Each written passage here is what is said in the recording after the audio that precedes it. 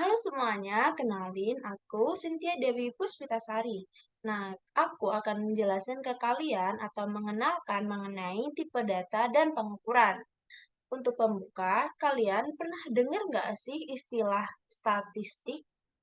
Mungkin sebagian besar dari kita sudah tidak asing nih dengan istilah tersebut. Statistik merupakan hasil data yang ditampilkan dalam bentuk grafik, tabel, dan lainnya. Statistik intinya adalah data-data yang dihasilkan dari proses pengumpulan data, baik dari proses wawancara, survei, observasi, dan lain sebagainya. Nah, jenis data statistik ini perlu dipahami agar dapat menetapkan pengukuran statistik dengan benar.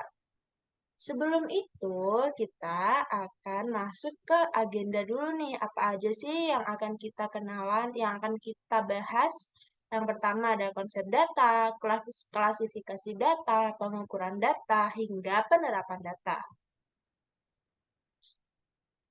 Oke, yang pertama, konsep data. Data adalah sekumpulan fakta, angka, atau informasi yang dapat diolah untuk mendapatkan pemahaman dan pengetahuan. Data ini bersifat mentah dan belum diinterpretasikan. Sementara informasi adalah hasil dari pengolahan data yang memiliki makna dan relevansi. Informasi ini memberikan pemahaman dan insight kepada penggunanya. Jadi, kita akan belajar tentang mengolah data untuk mendapatkan suatu informasi yang berguna.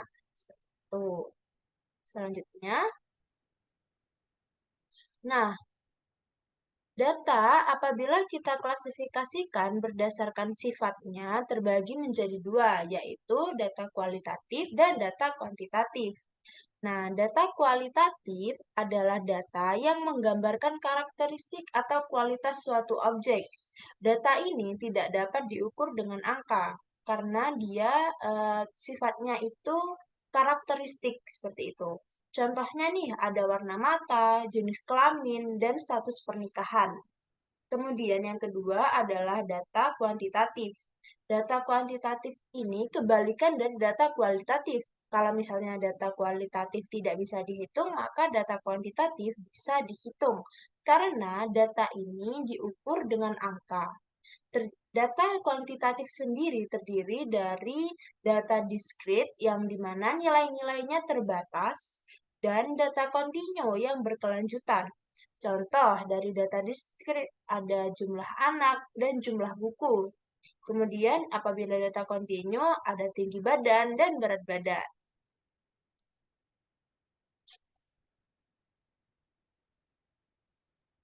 Nah, selanjutnya, apabila kita klasifikasikan berdasarkan atau dari hasil pengukuran, data statistik terbagi menjadi 4 jenis, yaitu nominal, ordinal, interval, dan rasio.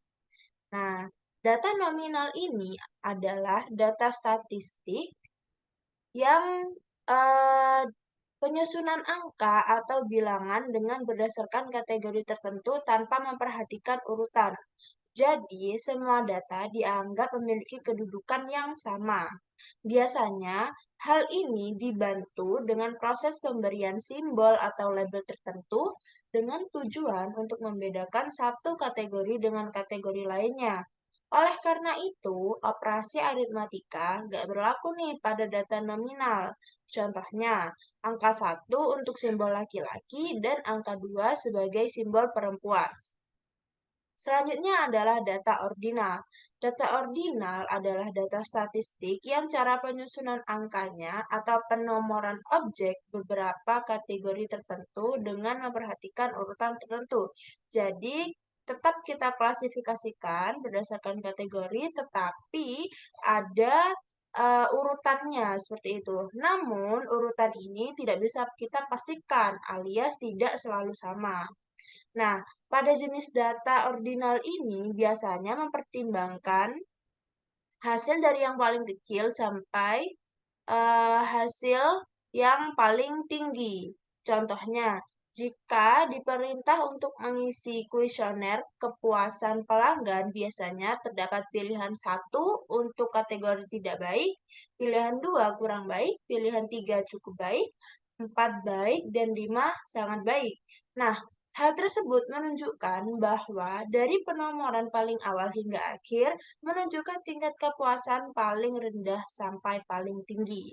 Gimana nih? Udah paham belum tentang data nominal dan ordinal? Oke, lanjut ya. Selanjutnya adalah data interval. Data interval adalah data statistik yang mana penyusunan angkanya dibuat berdasarkan kategori.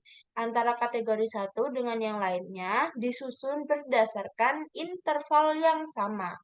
Data interval memiliki sifat yang sama dengan data nominal dan data ordinal. Tetapi bedanya pada data interval memiliki karakter pada jarak yang sama dan jarak tersebut belum berlaku kelipatan dan tidak memiliki titik nol mutlak. Maksudnya tidak memiliki titik nol mutlak adalah angka nol dihiraukan. Seperti itu. Sebagai contoh nih, suhu 5 buah benda adalah 32, 35, 38, 41, dan 44. Nah, kelima data tersebut disebut data interval karena memiliki jarak yang sama di antara setiap data. Contoh lainnya adalah pada pengukuran suhu seperti Celcius, Fahrenheit, dan lain sebagainya. Seperti itu. Selanjutnya adalah data rasio. Nah, data rasio ini kurang lebih sama dengan data interval.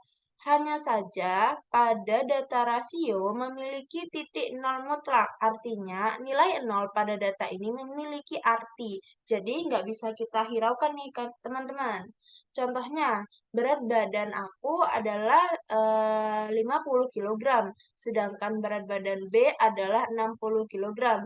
Jadi, dari contoh tersebut dapat disimpulkan bahwa berat badan B itu lebih berat daripada berat badan aku. Seperti itu. Atau selisih 10 kg. Oke, itu adalah contoh eh, pengklasifikasian data berdasarkan skala pengukurannya. Selanjutnya, penerapan data. Nah, di sini ada bagan atau diagram pie chart. Nah, di sini ada 3 nih. Kita ibaratkan dalam satu kelas terdapat 30 mahasiswa, di mana diagram ini menggambarkan keinginan mereka atau cita-cita mereka. Jadi, bisa dilihat di sini untuk data analis sebesar 60%, kemudian tester 10%, dan programmer 30%. Nah, dari bagian ini kita bisa analisa ada berapa sih tepatnya mahasiswa yang ingin menjadi data analis, programmer, ataupun tester. Caranya adalah dengan perhitungan seperti ini ya. Misalkan data analis berarti karena jumlah mahasiswanya itu 30, berarti 30 dikali 60% didapatkan 18 mahasiswa. Kemudian programmer 30 kali 30% didapatkan 9 mahasiswa dan tester didapatkan sebanyak 3 mahasiswa. Oke, seperti itu nih contohnya. Oke, mungkin cukup sekian ya penjelasan singkat dari aku mengenai data dan jenis-jenisnya. Nah, tadi aku udah nyebutin nih contoh penerapan data pada kehidupan sehari-hari.